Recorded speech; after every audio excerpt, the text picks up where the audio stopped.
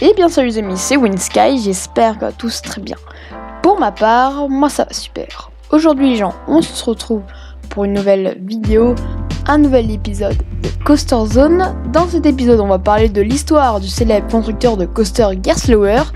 Mais avant que la vidéo commence, la routine, n'hésitez pas à vous abonner à la chaîne, ça fait toujours plaisir. Sur ce, c'est parti.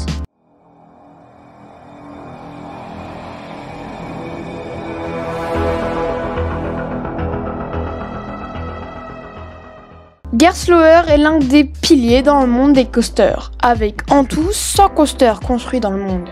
Tout ça grâce à un homme, Hubert Gerstlauer. Avant de créer Gerstlauer, Hubert était un employé du constructeur Schwarzkopf. Mais c'est en 1981 qu'il décida de quitter cette entreprise pour créer la sienne. C'est alors que Gerstlauer Electro a vu le jour. Cette entreprise construisait des éléments électriques et pneumatiques pour les attractions de chez Schwarzkopf. Jusqu'en 1992, année où Schwarzkopf fait faillite. C'est à ce moment-là où Hubert tenta le tout pour le tout et décida de racheter l'usine de Schwarzkopf pour pouvoir créer ses propres attractions. Pour son premier modèle, Hubert Gerstlauer a envie de revisiter un modèle très connu dans le monde des coasters qui est autre que les Wild Mouse. Ce modèle va s'appeler le Bobsled Coaster. Ce qui fait la différence avec des Wild Mouse classiques, c'est que les bobsleds possèdent des petits drops, des hélices et des hélices plongeantes. Ce qui font de Wild Mouse beaucoup plus fun et agréable à rider. C'est en 1998 que le tout premier coaster bobsled est construit. Et aussi le tout premier coaster construit de chez Gerstlauer. Il s'agit de Gessenso à Tripsdrill. Et très vite, le succès est au rendez-vous. C'est pourquoi plusieurs modèles de bobsled sont commandés début des années 2000, avec Thor's Hammer, Eljur Sommerland et Drachenritz à Bellandis.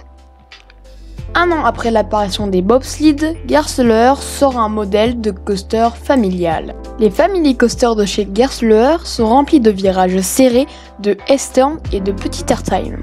Ils possèdent aussi des assez grands trains. Le premier coaster de ce modèle est Ochakals à Mareschenwald im Istral.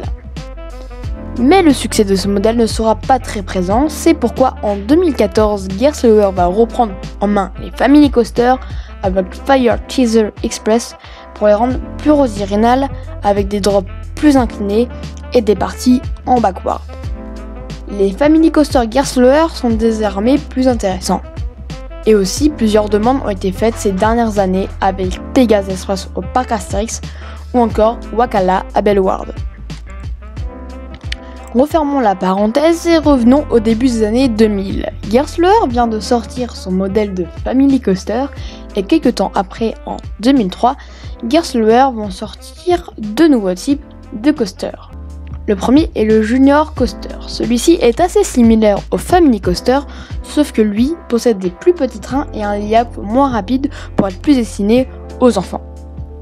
Mais le deuxième, qui celui-ci est un peu plus intéressant, est le fameux Eurofighter de chez Gerstlauer. Les Eurofighters de chez Gerstlauer possèdent des lifts verticaux, une first up inclinée pour la plupart à plus de 90 degrés, des inversions rapides et des layouts compacts, le tout sur un petit train de 2 rangées avec 4 places par rangée. Il possède aussi de très bons débits, le tout pour un petit prix.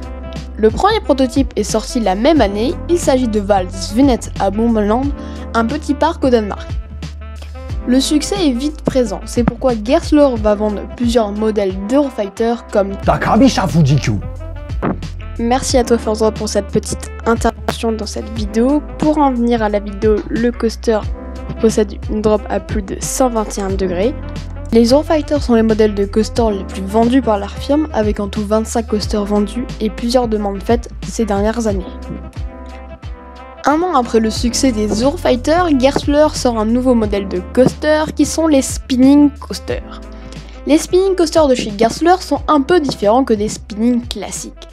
Pour leur train, plus de dos à dos mais du face à face, et pour leur layup, les spinning ressemblent beaucoup au bobsled coaster, avec beaucoup de virages inclinés et d'hélices.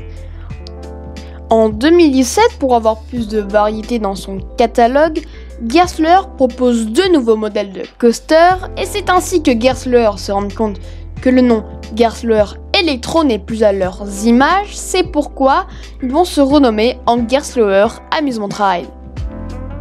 Le premier modèle sorti en 2007 est le Wooden Coaster.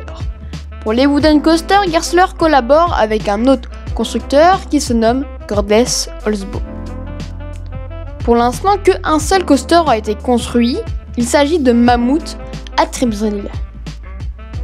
Le deuxième nouveau modèle par Gerstlauer est les coasters à launch LSM.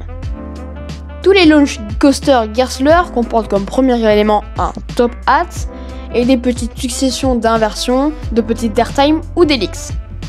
Le premier sera Linenet à Farouk Summerland et le deuxième est Anubis à Plopsaland de Panne.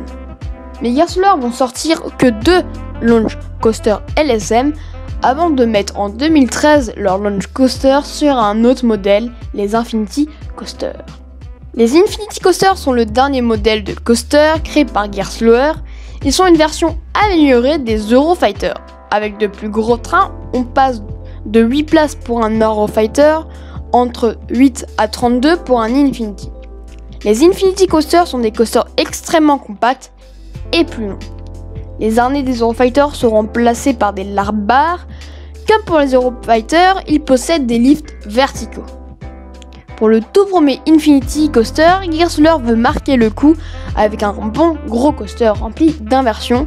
C'est pourquoi le tout premier Infinity va posséder beaucoup d'inversions. Celui-ci est The Smiler à Alton Tower. Il détient 14 inversions. Avec ses nombreuses inversions, il détient le record du monde d'inversions sur un seul et même coaster. Si vous voulez en connaître plus sur l'histoire de The Smiler, je vous invite à aller voir la vidéo très complète de CS Productions. Après The Smiler, Gerstlauer vont revenir au launch coaster. C'est pourquoi la même année de sortie que The Smiler sort Caracho, Aoi, Tripsdrill. Certains modèles d'Infinity Coaster possèdent des layouts d'Eurofighter, mais avec des trains d'Infinity.